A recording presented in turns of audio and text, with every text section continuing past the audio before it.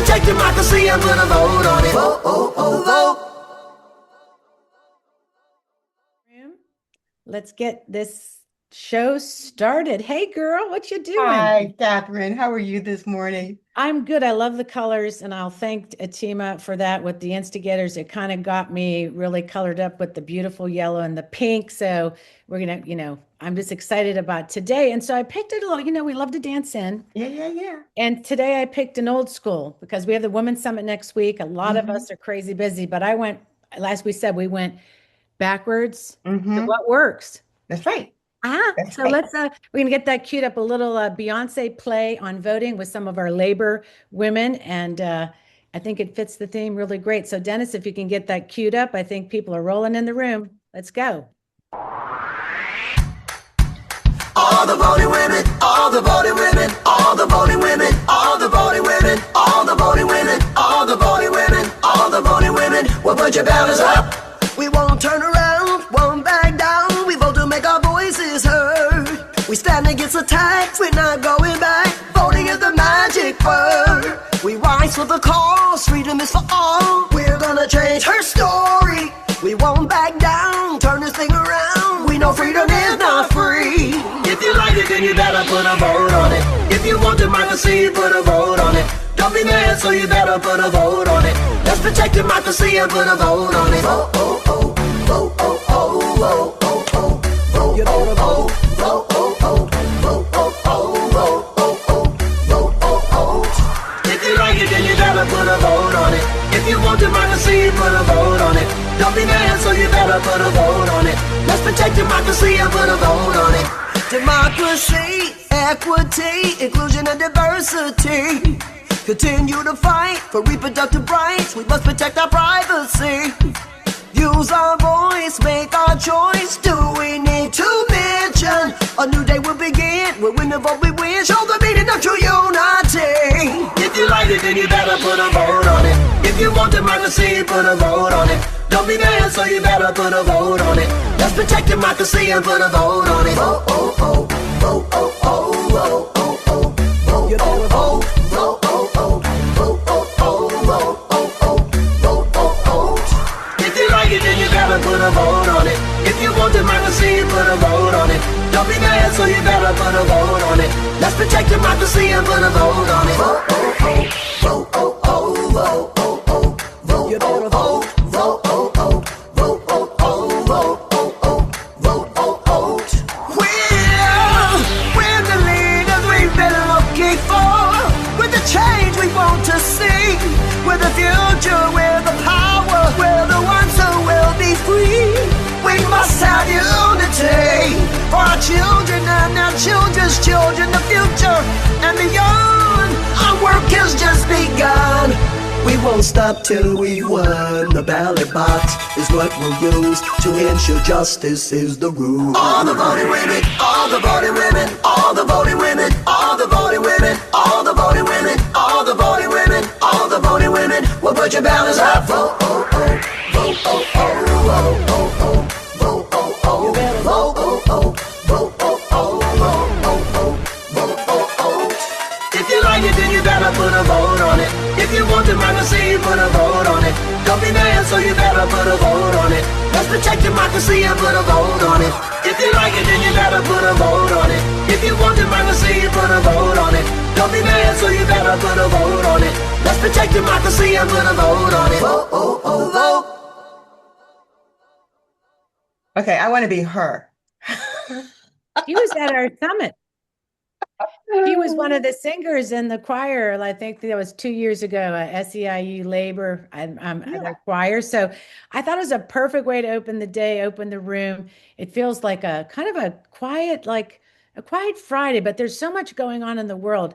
What's on your mind as you look at, we were just talking in the green room about the USS Lincoln, where poor Navy guys are jumping off the ships. And, so much is going on. It's hard to keep up. Yeah. So I know most of you know that my husband was a Navy captain, and he, ran ships, and he can't even imagine how this could possibly be happening, because it just doesn't make any sense. They just have so many resources, and being an aircraft carrier, It just doesn't make sense. So I think, interestingly enough, that this is happening. Now we've got Navy families and all military families taking a look at this, and this is probably the kind of attention that's needed in this moment.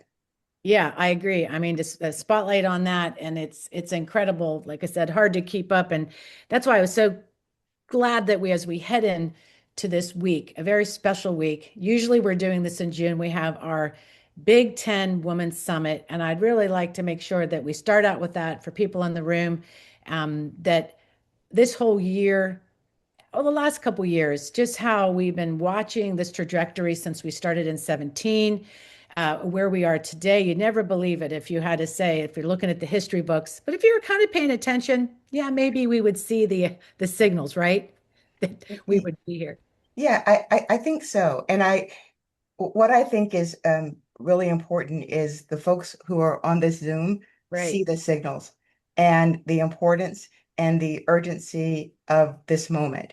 And so that's why I think, all the work and preparation that the entire team, especially you, as you've been working on all the programming for the summit, is just right for this moment so that we see clearly, and then we'll be able to come back and help everyone else who needs to see clearly. We'll be able to actually execute on the strategies that we talk Yeah. about. Yeah, and I think like when you look at the video talking about women and voting, and obviously the summit led by women, it's for everybody. And you have a Tima O'Meara's book that, I mean, here you have a storied political strategist now writing a book, I think at the timely moment of building these coalition, but really honoring the role of Black women in this movement. And if you look at labor, this is also another place where people of color and women, the diversity has really grown. The military was another place where diversity was really started to be installed, because before that they had it segregated, but the power that military brought to integration is really big. So I think when we talk about heading into the summit, putting the program, we have 3 days. Friday, I'm so excited that we'll be talking about community and the candidates that will be coming and the grassroots groups will be honoring. And then Saturday, moving to this powerful stage of speakers on issues from Moms Demand Action to immigration to the data center stuff. Opening with our Power Parade, opening with Leah Greenberg, Alyssa Fetter from Rising Organizers, and a secret Tom Perriello will be coming up because he had to switch days. And you have Denver Riggleman, Michael Fanone in a panel, Tom Bonnier, Emily White, Kate Powell will be there. And Atima will also be on site. She has her book in the bookstore. We have Atima doing a special program that day that if you're interested, you can email us about that. We also have her in the Candidate Hub, we think. And we then get into the master classes with Robert Hubble. Rachel Bitecofer will be here today and Michelle Hornish. And then at night, Andrea Chalupa Chalupa. with our Unreasonable Woman. If you're unreasonable and you're a woman or a man or whatever, you need to come with us on Saturday night. So Tima should stick around for that. That's going to be awesome. Sunday, we have the think tanks. We have a great media workshop with Kate Powell and Kate Barr. And then we move into, like I said, those awesome think tanks that are from the masterclass. The Badass Brunch, that's going to be the best menu. Come hungry and leave satisfied. And we have a just amazing speakers, Melanie Campbell, April Turner from Higher Heights. We have Jessica Berg, we have Heather Booth. I can go on and on. Candy King. And I know I'll miss some people because I want to get to time, but I just want to tell people we have built a movement. Help us spread the word. And if you're a candidate or thinking about running, we have a candidate track. So how did you? Honestly, you did fantastic. You And the want a only thing ticket? that I'll add is that especially if you live an hour or 2 hours away, or Yeah. even 3 easy hours, there is no place that you ought to be. There is no place that's more Other important than place. being here. So We have people flying in and training, and we have our people from Brooklyn, Indiana. I mean, it's amazing, New York, New Jersey. So with that, thank you, Fanel, for that pitch, because I think a week out, we're tired, but we're so energized, and we want to make sure that it is the best Big Ten ever. And the team, and Dennis Orsinger is doing an amazing job. Robin Warner, Fennell Norton, we have Stair Calhoun, Lori Ecker, Laura Mack, Laura Richardson, Missy Dixon, and all our team leaders. And Peggy Pridemore and all the team. Just know you're on it. I missed some names, but my God, thank you for everything that you're doing to help us be successful. It's amazing. So with that, I want to get ourselves started. We have a great show today. When we talk about looking back and moving forward, I want to introduce our guest, Atima Omer is here, political strategist, author, and founder of Omer Strategy Group, and Josh Kaplowitz. Woo! Josh is here, vice chair Beyond Arlington with Arlington Dems, and also storied his past with the Arlington families, Blue Families is amazing. We'll talk about all they're doing and stuff he's doing now for this midterm. Rachel Bitecofer. Thank you, Rachel, for coming in. She's a political strategist, and she's also author of Hidden Where It Hurts. And everybody follow her on the cycle on Substack, and she'll be at the summit. And everybody here on the show will be at the summit. How's that? So I'm going to hand it over to you to get things revved up, girl. Thank you. You bet. So I have to tell you, first of all, I am a fangirl of Atima's. When found out that she was writing a book, I was one of the first people, I think, to get it pre-ordered so that I could have it. And then now I'm going to be really excited because she's going to get to sign my book at the Women's Summit. So I'm very excited about that. So if you guys will bring up Atima, Atima, I'm so happy to have you here. Catherine's already introduced your background. An award-winning political strategist, leader, writer, speaker, and now the author of this amazing book. And it is an amazing book. And so here's where I'm going to let you start. First of all, when I started reading the book, I always start at the very beginning because I want to see what the feeling is. And it really also felt like you put your heart and soul and your passion and your heart right on your sleeve. And I just want to read this message that you did to women. And I just have to read it and then we can start there. To all the women and girls of color instigating for just and an inclusive world where we all can thrive, may these stories inspire and guide you in the best and worst of times. What were you thinking when you decided to write that?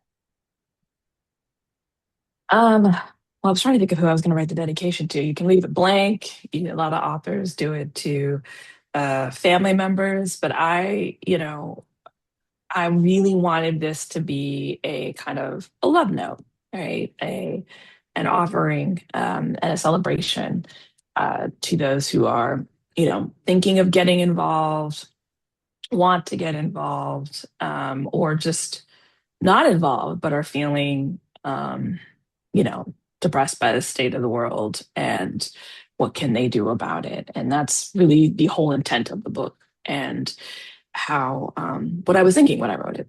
Yeah. So for those who may not be able to see all of this, it's called The Instigators, How Black Women Have Been Essential to American Democracy and What We Can Learn from Them. So there were a lot of things that you could have titled this book. People have said all kinds of things, for King, they called him, they had a name for him. There's always some title that folks can give that aren't always positive. But you Yeah. decided to take this word instigator and make it your own. You owned it. So talk about Yeah. instigator and why you chose that. Yeah. So for me, instigator was a word that, yes, it can be used as agitator, someone who's a troublemaker and not in a good way. But then there is making good trouble, like John Lewis says. And that's really in that same vein why I thought of instigator. And really the definition of it, yes, it can be an agitator, it can be a troublemaker for bad reasons. But at its core definition as a noun, it's somebody who initiates an action for change or begins something. And that describes all of the women that I talk about in this book, both in the present and in the past. And I thought it was just apropos because when you look through, the history of this country, a lot of Black women are at the vanguard of movements, whether they're seen or not, whether it's labor, environmental movement, or women's rights, voting rights, obviously, and wanted to reclaim that as a positive. I love that. When I was reading the book, you did the chapter on the 2024 election. And we won't Yeah. spend a lot of time there, but I will tell you it gave me flashbacks. for the night, how the night was for me, I had to take my favorite drug of the evening, which was melatonin.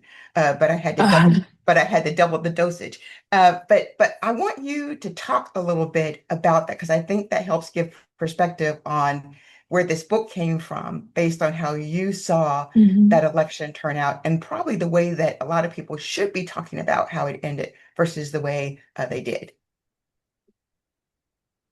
Yeah, so what I really wanted to do and break down, because I wrote this after the 24 election. Hmm. So like right after, like, I think we thought the book was gonna come out before the 24 election, or at least be, already at the printers doing its thing to come out.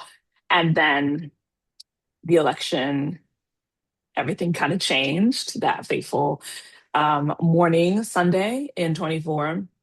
And I realized, oh, okay, this what I'm going to write about the 24 election is going to be different than what I thought it was going to be writing about the 24 Hmm. election. Hmm. And what I wanted folks to come away with is an understanding of how even folks who consider themselves aligned with the Democratic Party will oftentimes um, very much denigrate women, especially Black women, who are left to be saddled with, carrying our party over the finish line. And I really saw that in how Kamala Harris was treated as a candidate. By the time we got to mid-July and Biden decided to step down, you know, and it was well-known fact, certainly in political circles, that a lot of the elected officials who were saying something about their chances of winning across the country. Polling was not great for Democratic candidates overall. Biden, at that point, if he continued to run, would bring a lot of the down ticket with him in a loss. Hmm. And Kamala Harris was saddled with 107 days, which is unusual. We don't do snap elections like they do in Europe. Hmm. She was also his vice president. Um, and so she was dealing with his team and essentially didn't make a whole lot of daylight between her and Biden for choices that they decided to make.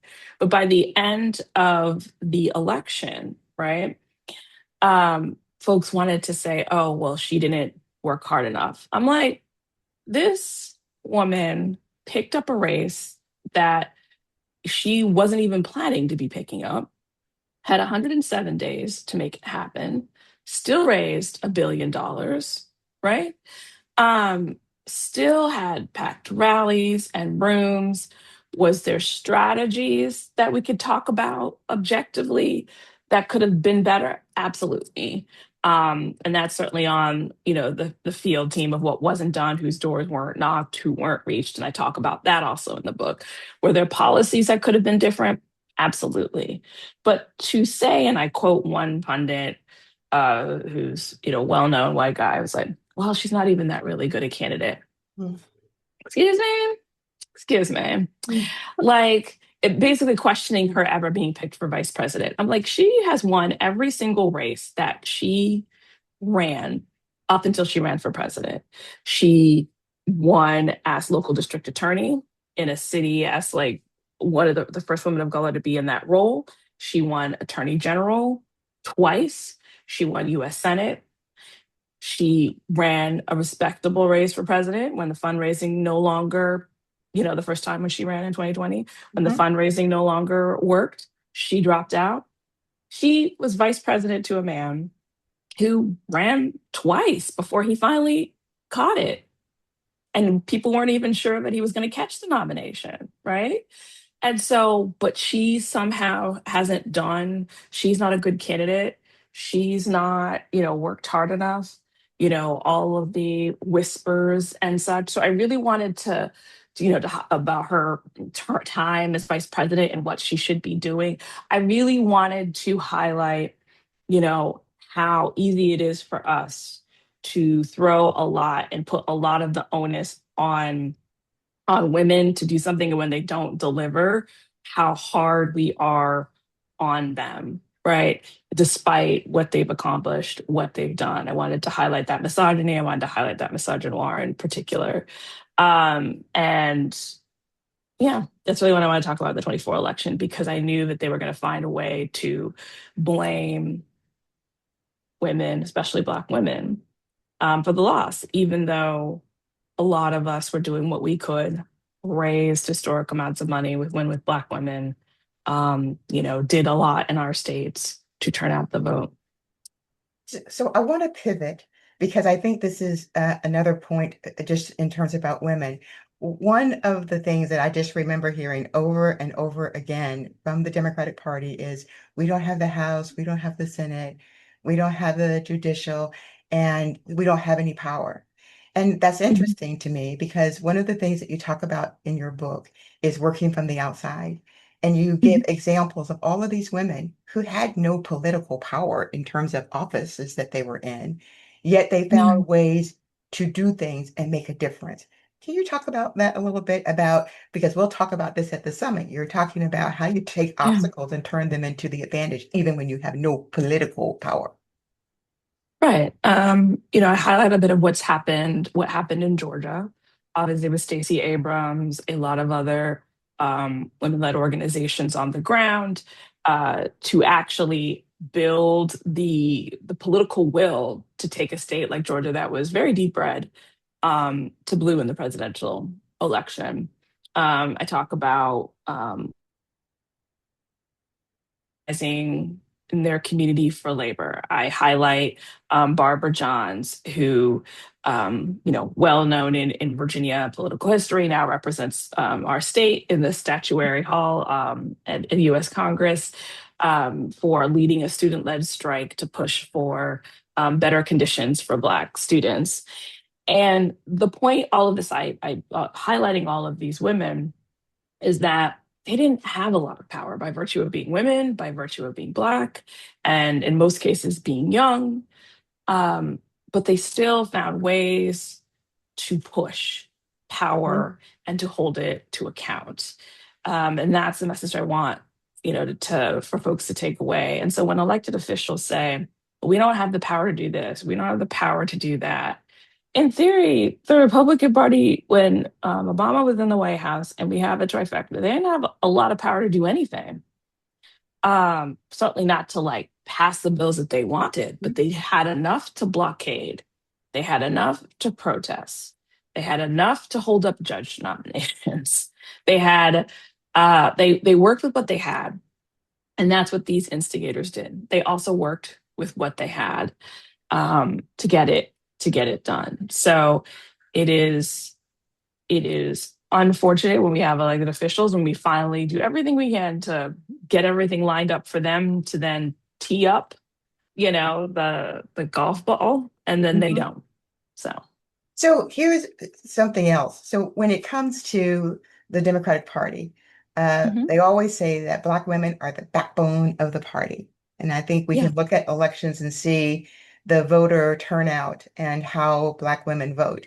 So, so what else should it be? So to be the backbone of the party, but are we really listened to? How do you think about that? And you do talk about that in the book too, in terms Mhm. of, okay, so we're the backbone of the party but are we listened to? Are we really heralded as a voice that sort of understands what's happening on the ground and who takes that wisdom and does anything with it? What should it look like? Well, I mean, it should definitely look like we are listening to them. And why I say that is when you are listening to constituencies that have long historically been marginalized in the United States, when they are in government, when they are leading organizations, when I say leading organizations, not just a token head, but actually are Mhm. fully empowered to utilize the resources to get things done in the same way that a Stacey Abrams, used New Georgia Project to really get things done. When you are hiring those folks as campaign staff and spokespersons, we are getting more of the multiracial, inclusive democracy that is reflective of our population needs. If you solve the Black maternal health crisis, you're solving the maternal health Mhm. crisis for every woman.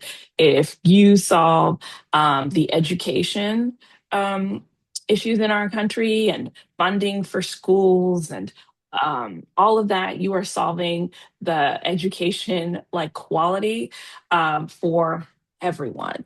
And so listening to Black women will get us closer to the society that we want. And that's what I talk about, and in the multiple different ways, not just as folks who are voters and folks who are volunteers. There's a lot of people who value the labor of Black women and the labor of Black people in general. And that's because, you know, this country was certainly built on exploiting the labor of Black people. But, you know, we should also be leaders, right? And we should also be listened to as leaders, and what our experiences can do to inform and make a better party and a better movement for justice. We talk a lot about community here at Network Nova and building a community and building relationships. Um, do you think that we spend too much money trying to persuade people through advertising and not enough time in communities? Yeah, I think that's one thing I highlight in the book is that advertising is important. Hmm. You know, I, as somebody has done campaigns, I still do consulting with my firm, like I do digital advertising engagement. But what I always say is that I'm a voter engagement consultant. So, you know, I don't want to come in and then the only way you're trying to reach voters is like digital ads. Okay, well, what's the field plan? What doors are you knocking? What phones? What's how many phone calls are you making? The texts that you're sending. Have you identified who you want to talk to and what they care about so that the message, if I'm going to create an ad for you, then I want to make sure that the message resonates with what you all are saying on the ground.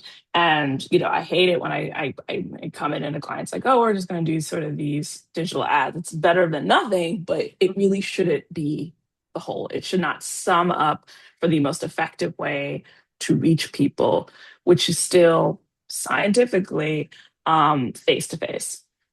Yeah, I was going to say that because what happens or what we tend to think is that the consultants come in, they have their data, but they aren't very interested in listening to the organizers, which are the people who are actually in the community, have been there for years and years and years.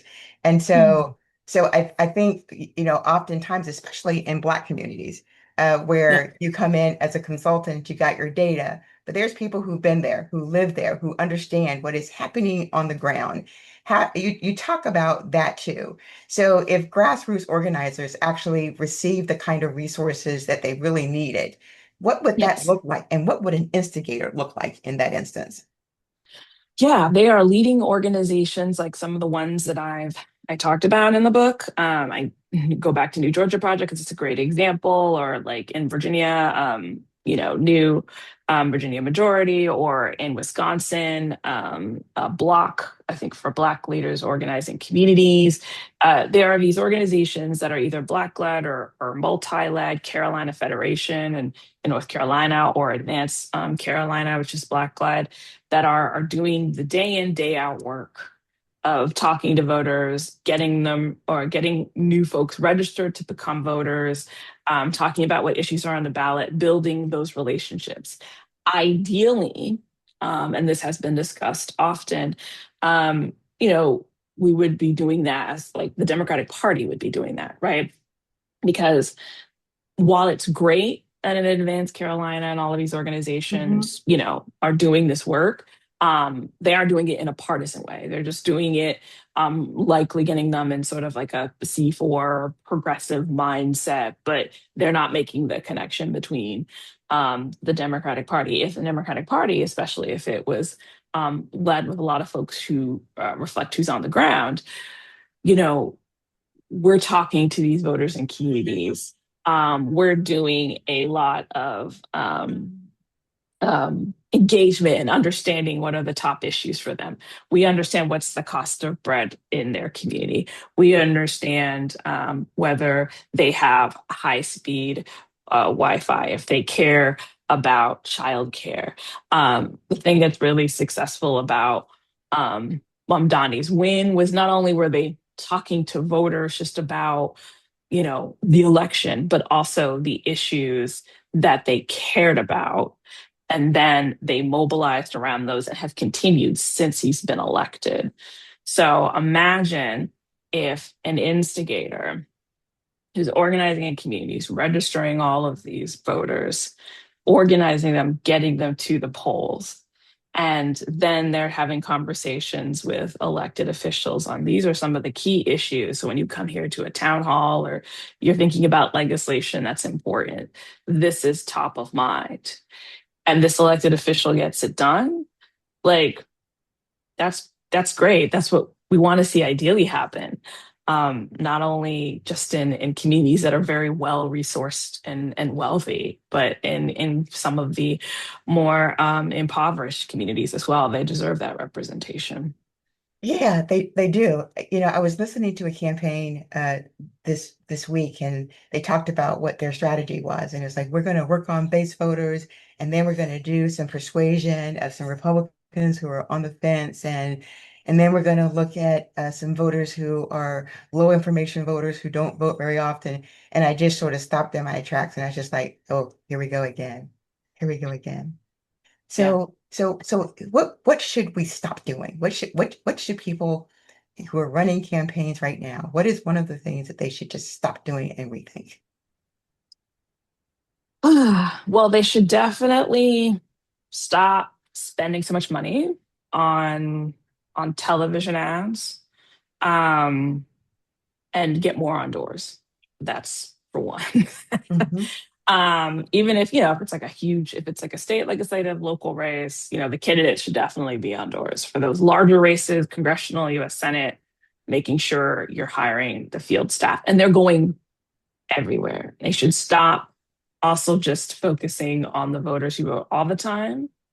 And they should also stop referring to voters as the ones who don't vote as often as low information. They're not dumb, they're busy.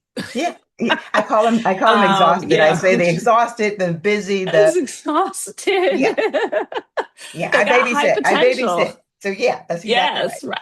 They're high potential.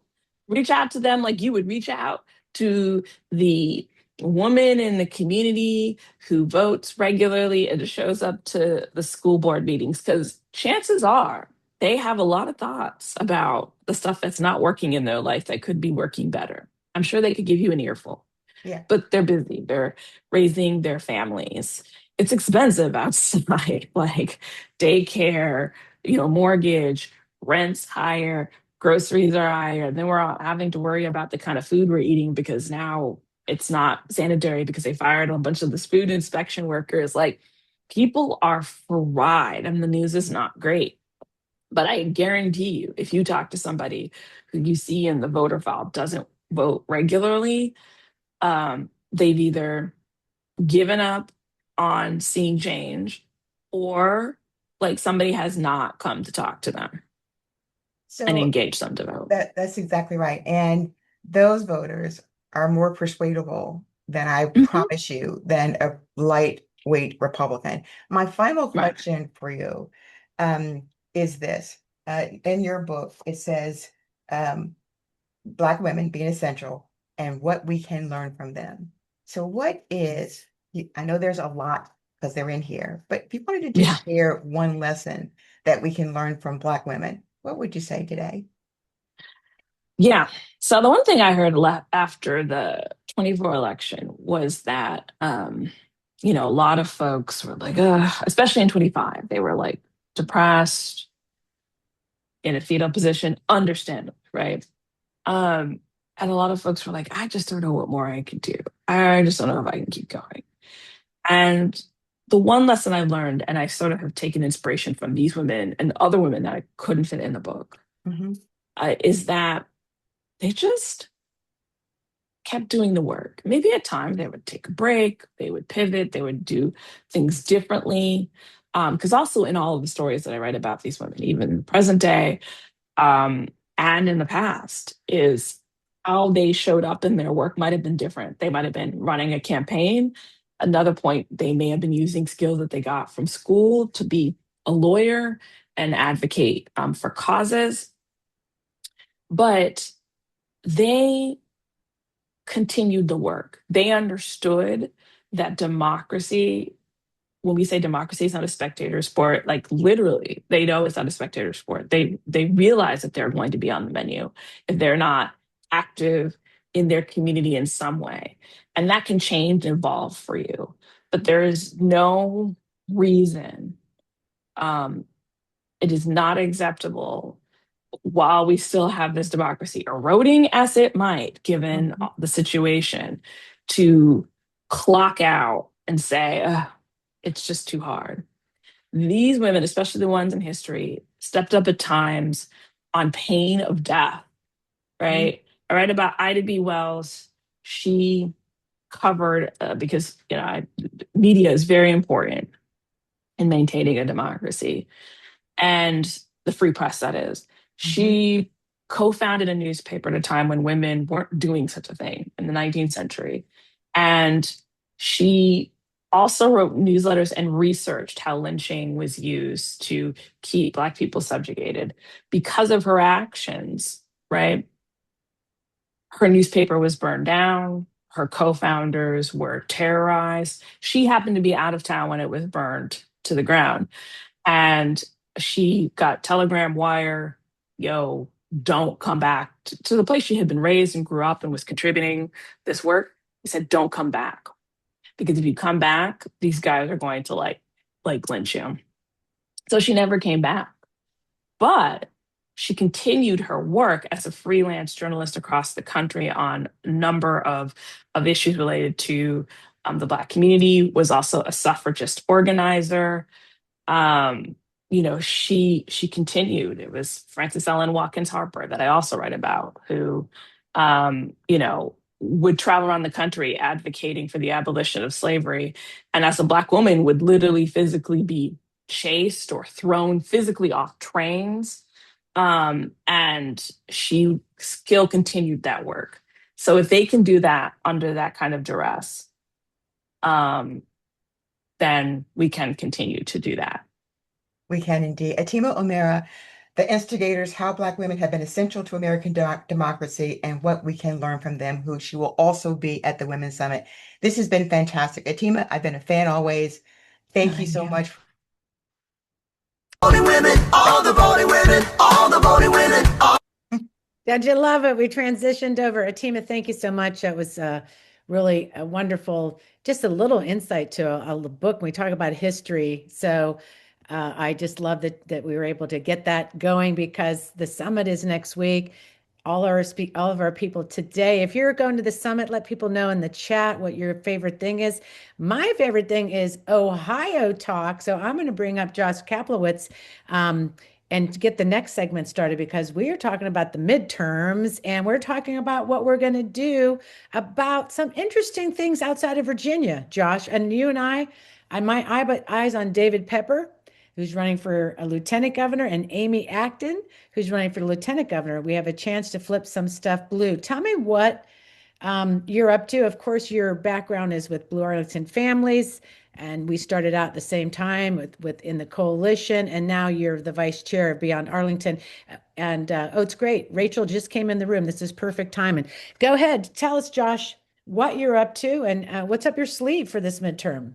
Yeah, well, look, a team is a tough act to follow, but I think it's a nice segue. I really appreciated what she was saying about how important it is to meet voters face to face, and that's what I've always been about, is getting people out on the doors, away from Arlington, which is deep blue, and into areas where we can make the most difference, and that everything we do, can be the difference between winning and losing for Democrats. So, in the past, we've focused on, depending on the year, trips to, the exurbs of DC or other parts of Virginia. But, there are some years where it's just most important to go to other swing states. So we went to North Carolina. We had a 40 40 people go down to North Carolina in March of 2020, and we registered 200 voters, and we had all these plans to do weekend trips to the Triangle area, and then COVID happened. So we pivoted, we changed tact, but what we want to do this year, we've identified Can I Ohio stop you real quick? as. Can I start real quick? When you said you pivoted, how many postcards did Arlington Blue Families you think wrote? Oh, the Just give me, 250,000. there you So, go. So you pivoted to something. Now, I want to say that yes. because when we talk about the summit, we talk about the power of the pivot and unexpected. And I saw Rachel Bitecofer just come in the room. I'm saying that what you guys did is amazing and the postcard community. So I just wanted to highlight that. And I love the way you bring this. And so let's go into this Ohio and what your new strategy is. Go ahead. I'm sorry to interrupt. Yeah. So let me just Go ahead. Share do your a little screen. a And little I screen want to share tell here. everybody that David Pepper is called and had to reschedule. You know how it is when you're on the campaign. Go ahead and do your screen and I'll just talk while you're doing. Sure. He was so sad he called me, but on the campaign, they kind of tell you what to do. And so anyways, here you go. Go ahead. Yeah, so we're calling it the DMD to Ohio project, and what we are doing. Why, the first question is why did we pick Ohio? And I think this chart kind of tells the story of like which are the states we're focusing on the Senate. We absolutely have to flip the Senate. We can't let another Supreme Court justice be appointed. I don't think I need to tell this crowd just how important it is to win the Senate, and we can do it. And okay, North Carolina, Roy Cooper, that's really important. Maybe a little bit closer, but Hey, Josh, Sherrod so Brown. people can maybe not read exactly. So you're going to, as a speaker, could you, when you talk about it, just say because I know I can't read it right now because I'm so far away. So just as you go through it, just be ready. Yeah. Okay, thanks. Well, so these polls show that Roy Cooper is well ahead, and Right. whereas Sherrod Brown really needs the help. Polls to go back and forth, like showing Right. him winning by a couple points, losing by a couple points. We've got to push him over the top. And to your point, Amy Acton, David Yeah. Pepper, lots of congressional races. So there's all sorts of reasons to go to Ohio. And we've picked Columbus as the city to focus on. It's about 6.5 hour drive, but there are a lot of votes there. We've talked to folks on the ground in the local party, and they've said that Columbus is really the place to be. And we've been making inroads with local parties and finding local grassroots activists and who are working on finding us, most importantly, volunteer housing. And there is a flippable house race as well. And we're focusing on them. So, and Columbus is fun. Catherine had asked me to put some photos of Columbus and what a great city it is. Really, these trips are all about being, social and joyful and fun, and a road trip to actually a really neat and underrated city where we're going to knock doors for, in the places where the campaigns send us, but also, have a group dinner and sort of appreciate the city, a really kind of fun city that's a rather sizable blue island in a light red state. So we think it's a good choice and can really be a fun place. These are the weekends that we've picked. Sorry, go ahead. Yeah, I see August 28th to 30th, September 25th through 27th, October 9th. Oh, good time to head to Ohio. We're talking Germantown in Ohio has some good beer, and you'll be real happy down in Germantown. October 23. I don't know, talk about going into Halloween, Ohio State rivals. I guess OU and Ohio State can kind of be crazy. Oh, that's October 30th weekend. Oh, what a bunch of fun that could be, Josh. So thank you. Yeah, are you done with the slides, friend? I'm not sure. I don't want to talk over you. Just the schedule would be leaving Friday afternoon, coming back Sunday. Awesome. And then I just wanted to make sure that everyone had the sign up. I'll put it in the chat, but if you want to, sign up here, but that's what I got. Okay. I love it. I love it because, if you want to grab the QR code and please, put that in the chat, Josh. I just want to thank you for all the stuff you guys do. And David, now that we've connected you, hopefully we'll be able to team up when he comes on. And also, I'll hopefully make some of those trips. For Ohio State fans, it is a beautiful campus, a beautiful horseshoe. It's a beautiful high street. Lots of time eating gyros on that street, getting lettuce in my boots. I would, go home after the bars and dancing at Mean Mr. Mustard's. We go to get the gyros, and it was just great memories. And anybody from Ohio dancing at Crazy Mamas. So it's a great city, and I hope that everybody will think about joining Josh. Rose Fabia in the chat talked about these great opportunities. So Josh, thank you again, and you'll be at the summit. Want to plug it? You're going to be Yes, there I'll be at the Friday night. summit. But And so yeah, I bring hope up to your, see everyone on the road. well, are you bringing your QR code, bring information, put it to the grassroots table? Okay, so Absolutely. I didn't have to call you even to talk about the summit. I'll just tell you, bring your stuff, let people know, put it at the grassroots table. Let's get into action. Thank you, Josh. All right, next up, I'm ready to get a little bit, I don't know, I need to get some of my energy out, and I couldn't have think of a better, I'm going to call her a girlfriend, to get in the room when I needed something yesterday. She responded, "Yes, dude, I'm in." So Rachel Bitecofer, come on up. How are you doing, friend? Rachel Bitecofer, political scientist, strategist, and author of the Substack, The Cycle, which I subscribe, and I actually pay my annual fee to you because you deserve it. Well, what's up, bitches? I hear you need some bitches? energy. What's going on? That's Yeah. I know. Well, look, there's so much to talk about. Let's out of the gate. Tell me what's going on, because I saw you talking about Wisconsin results. I don't want to drag you anywhere particular right now, but let's just open up. You'll be at the summit, which is going to be awesome.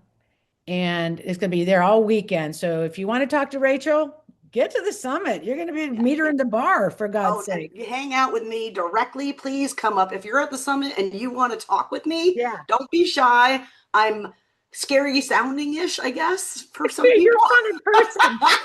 But the truth is I'm really actually very nice. Like I'm super, super approachable. So please You're don't be shy, super especially if chill. you have a project that needs national attention, like Yeah. the one that we were just discussing, because those are such critical. And that's why I've been such a friend to Nova, to the Power Yep. Lunch, and to the whole organization that you guys run. Because it's the grassroots that bring a state from over the edge. And Josh, especially in Ohio, this cycle, we could elect Sherrod Brown Yes. on the work of people who are volunteering to go to Ohio. That I cannot go to Ohio because I am an Oregon Duck fan, and the Ducks play Ohio State probably the same weekend that your guys are doing that tour. No. So I won't be there. Okay. So anyway, hi, I'm here. And what do you guys need me for today? Well, it's exactly. And I'm visioning that we have the suite upstairs. We're going to hang out there, and we're going to just do some really great deep talking and funning. So, okay, let's get to it. So much shit's going on. When I say about history, and one thing I love about your Substack is you really, for a while, we're going deep back to Nazi stuff and history, because it's a signal and a siren. And on the Lincoln Square interview with Susan Demis, you really were talking about, so much bigger than just the Wisconsin results and what you're seeing in the party and what evolution we are going through right now. I think I always tell people what we're seeing, and it's, we don't know, in 10 years, we're going to look differently as a party, I think. But just tell me what's on your mind and the bigger picture, what's happening with the Trump administration, how that you look at the midterms and the scariness of maybe him really with Todd Blanche stealing the election. You just take me somewhere and we'll just keep going. And by the way, everything that she just touched on is written up on the cycle, and I run it like a PBS model. So if you can afford to pay me, please do, because it's my main income. But if not, you get it all for free, because this information is too critical. This time period is too critical. So I have never been able to bring myself to paywall the information that I have to give out. And so anyway, but yeah, so let's talk about coming out of these. I mean, we really have a tale of two stories, guys. And, I want to focus on the positive part of that, which is the elections, because what we're going to go through in the last 80 something days that we have left, we're going to have a really good election night. It's going to feel good. It's going to restore us. It's going to be, I think, I can't say that word, catheterizing. I always screw it up. It's like philanthropy. I can't say it right. But it is going to be a huge message from the American people. And I do think that this wave could go and pick us back up Sherrod Brown's Senate seat in Ohio and elect Amy Acton governor of Ohio. I mean, that's huge. And guys, it has to happen if we want James Tallarico to win down in Texas. Like, we either will see it all go or we won't see any of those things go, in my opinion. Okay. And so, that's why our work is going to make such a critical difference in these next 90 days. But I realize, there's a lot of ideological diversity in the Democratic Party. I am a constitutionalist and pro-democracy activist. So when I see, in illiberal things or anti-democratic notions, I'm not going to support them, whether they come from the left or from the right. But the Hong nomination, and it ended up being not a problem, right? Because she's not the nominee, which is good because I just read the opposition report on her. That's that Francesca Hong in Wisconsin that lost, but what? A really sliver, correct? Yeah, the Wisconsin Hong case. Yeah, and what I want, people to understand is, like, there is no war between the centrist and the progressives happening, even though you hear people talking about it. Like, there's a small segment of people who maybe call themselves Democrats, but most of them hate Democrats more than they hate Republicans, that, have put out this radical platform, and it is causing some issues, right? But ultimately, we have good nominees, and I think Abdul El-Said is immensely talented. I mean, to me, he's just like Mandami in terms of his handsomeness, his career. I mean, yesterday they dug up this video of him that he made playing Blues Clues, the Blues Clues song, because they thought it made him look dumb. And I'm like, well, it sure does make him not look like Bin Laden. I can tell you that. I mean, well, look, let me ask you something. He looks like the Wolverine to me, that handsome Wolverine because that little with the chops. Yeah. relatable doctor here. My husband's a doctor as well, and he's saying, dude, this guy is smart, and I love the Blues Clues. It makes him relatable. People does. Blues Clues, but I don't know what's going to happen. So right. I mean, like, just so you know, I wrote a forecast in March, a preliminary forecast. I'm going to be putting out my race-specific information right after Labor Day, when the world starts to maybe pay some attention to what's going on, because again, nobody is but us. But I didn't include Michigan Senate in my initial write-up because I didn't feel like I needed to mention it, because it was going to be a safe seat for the Dems, because it's going to be a blue wave year, and Michigan made it through the in-party trials and tribulations at such large margins that I just didn't have to worry about it. And now it's going to be on my list. So it's going to be listed as a toss-up until I see evidence to prove it differently. And I will let you guys know. But he is a fantastic candidate. So we will see. Is that just going to be, I mean, I think he's trying to make himself now super relatable. My favorite commercial is the one, you saw with he has his grandma on there, and she's like, have you heard about and then he goes, he's my grandson. It was so good. That's cute. I didn't see that. That's really cute. I think he's got immense talent. So I hope to be able to move that race back to lean blue, guys. But it's hard to know, right? Because America's racist as fuck, guys. And there's like, the what's coming for the Muslim community these next 2 years is going to be absolutely brutal. And I've been trying to talk to that community about that for a long time. But it's to me, I think he's still a very electable candidate. I do think it's really important for our candidates to not do events with Hassan Piker, who's got comments that are as bad as anything you would hear from Nick Fuentes, but on the left, right? So I think there's some, and the unity that we've seen, like the morning unity in Wisconsin, that next morning, Crowley and Hong had a unity breakfast, and in Michigan we saw the same thing with Haley Stevens and Abdul. So we have great party unity. Don't let people think that we're going to be falling apart heading into the midterms. Everyone understands the assignment. Almost everyone understands the assignment. And, we're going to have a really great election night, I think, and it's going to feel good. Now, you can ask me about what happens after that, because winning shit is one thing. Getting it sat, certified, and sworn in, whole different. I was on mute. I'm sorry about that. Yeah, that's okay. So, that's the one thing, and I'm a very we're optimists in the sense of this work, because one thing we were talking last night, there's a really good article Susan Wagner had on the Grassroots Connector with an author about really how to take care of ourselves as activists.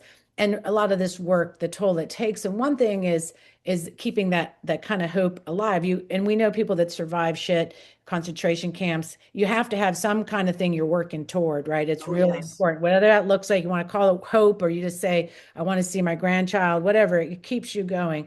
So we do have to be optimistic, but we have to be freaking realistic, because I don't know about you, Todd Blanche, that nomination really set me onto the dark side for a while, and yeah, and it's pretty bad.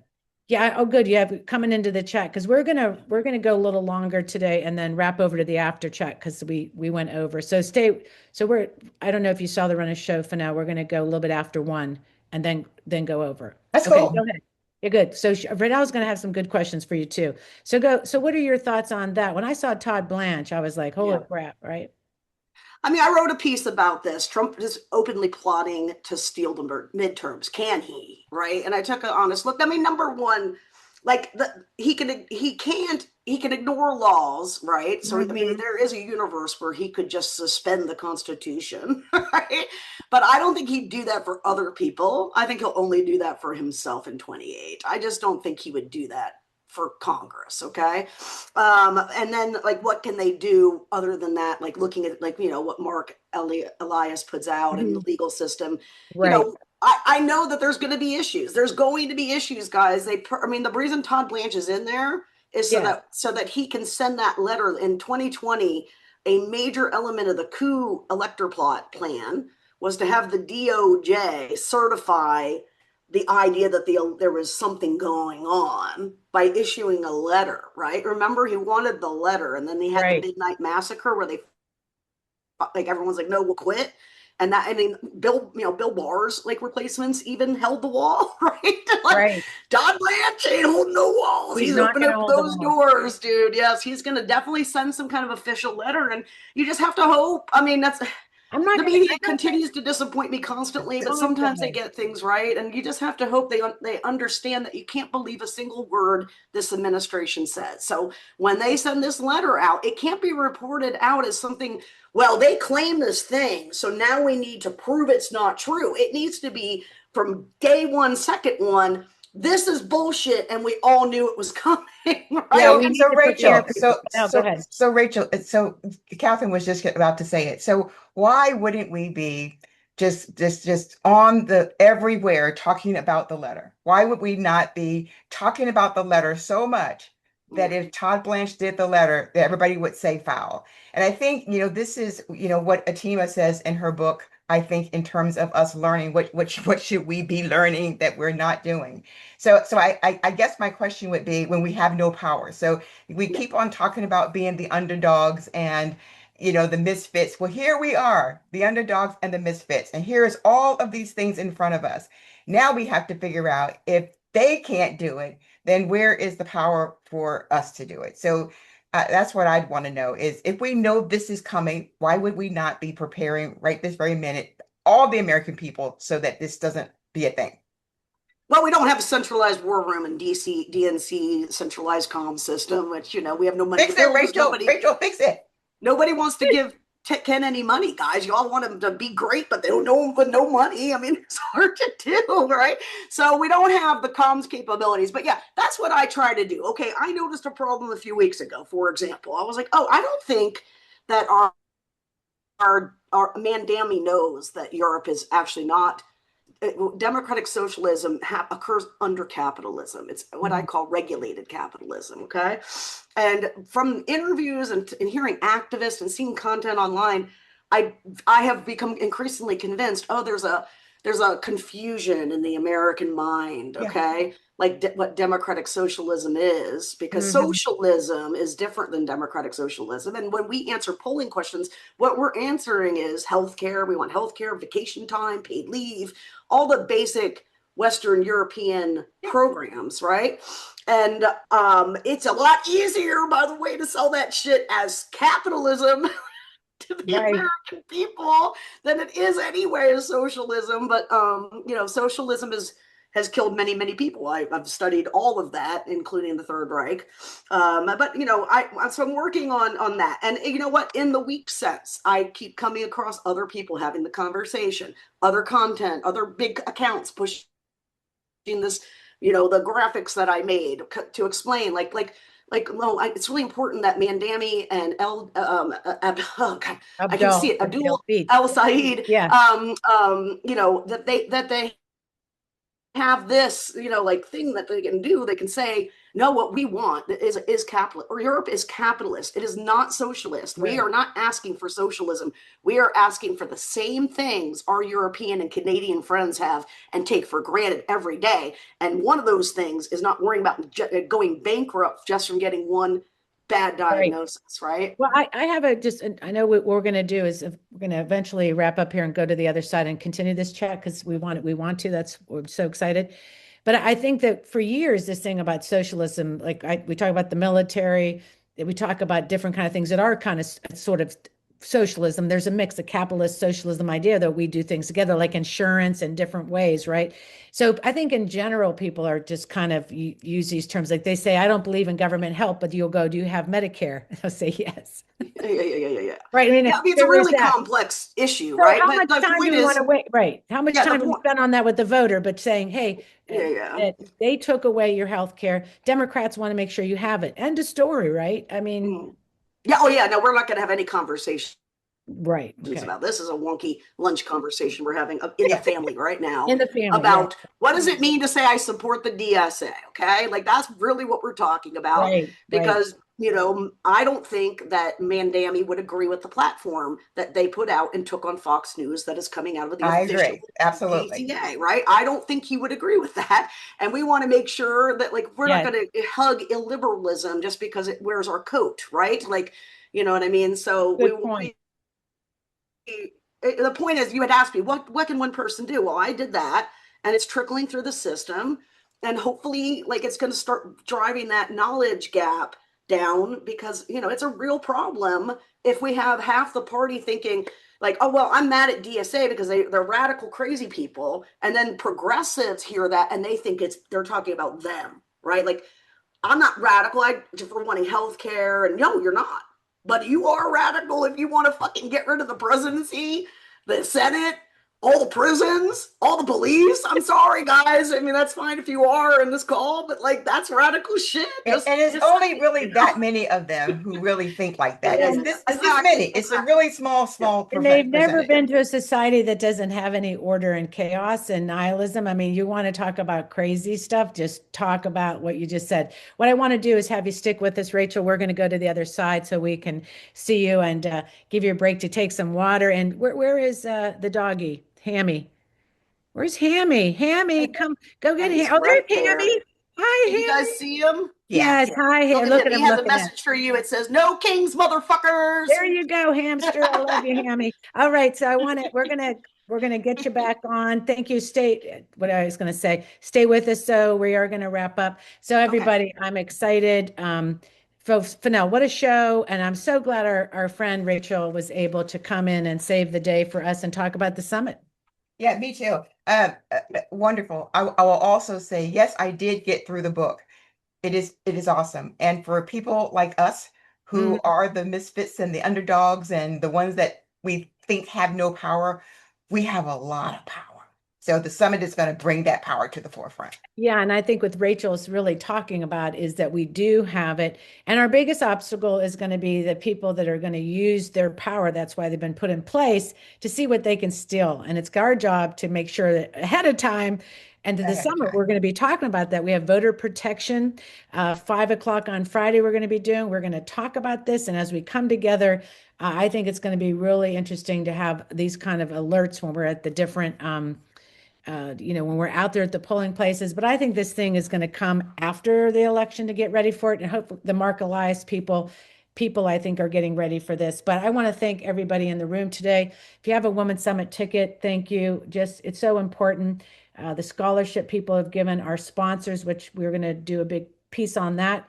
But I want to make sure I get it right. So I'm not going to just spill it out because I'm not ready yet. But it's been really great to have that support. But our patrons that support us every month. My goodness, we love you. Thank you. And if you want to become a patron, part of this family, please join that effort. It is something that builds up our account to do different things. And when Chris, last year, after having Rachel on, we got a donation from Tom and Magley Hurst to the Friday Power Lunch. I just want to thank them for that warm love of our show. We'll be doing the Friday Power Lunch live at the summit, which will be really awesome.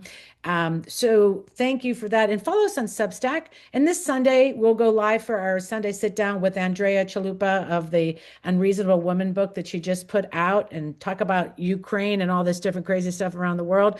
And stay for the after chat. We're going to hang around a little bit today and then get to work. Thank you for being here. Thank you to everybody up there, the team. Woohoo! Thank you to Atima. Thank you to Josh Kalapowitz. And thank you to Rachel. Let's go.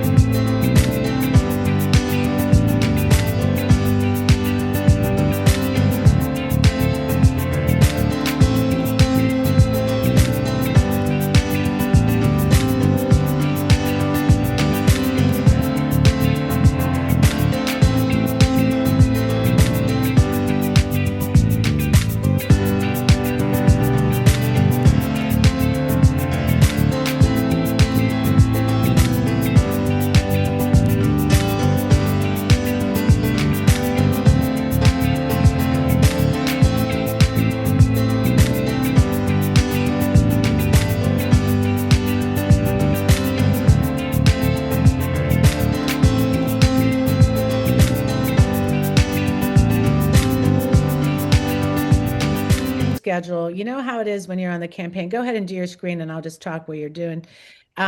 He was so sad he called me, but on the campaign, they kind of tell you what to do. And so anyways, here you go. Go ahead. Yeah, so we're calling it the DMD to Ohio project, and what we are doing. Why, the first question is why did we pick Ohio?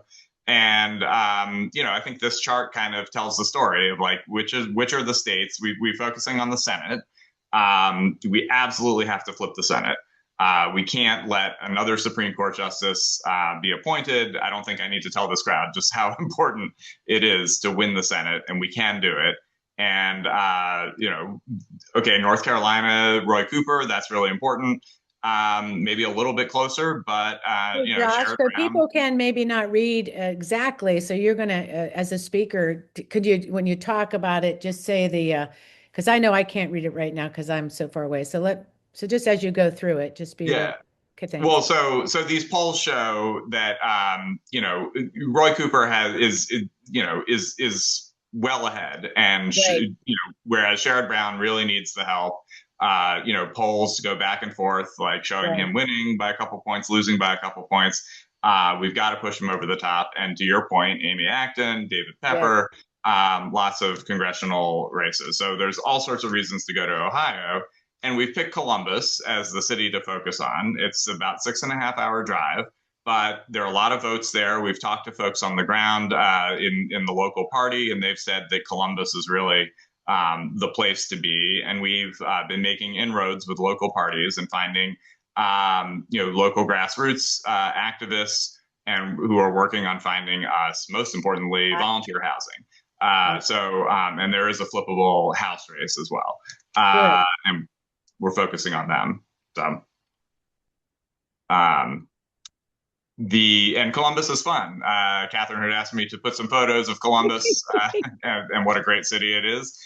Really, these trips are all about being, social and joyful and fun, and a road trip to actually a really neat and underrated city where we're going to knock doors for, in the places where the campaigns send us, but also, have a group dinner and sort of appreciate the city, a really kind of fun city that's a rather sizable blue island in a light red state. So we think it's a good choice and can really be a fun place. These are the weekends that we've picked. Sorry, go ahead. Yeah, I see August 28th to 30th, September 25th through 27th, October 9th. Oh, good time to head to Ohio. We're talking Germantown in Ohio has some good beer, and you'll be real happy down in Germantown. October 23. I don't know, talk about going into Halloween, Howe State rivals. I guess OU and Howe State can kind of be crazy. Oh, that's October 30th weekend. Oh, what a bunch of fun that could be, Josh. So thank you. Yeah, are you done with the slides, friend? I'm not sure. I don't want to talk over you.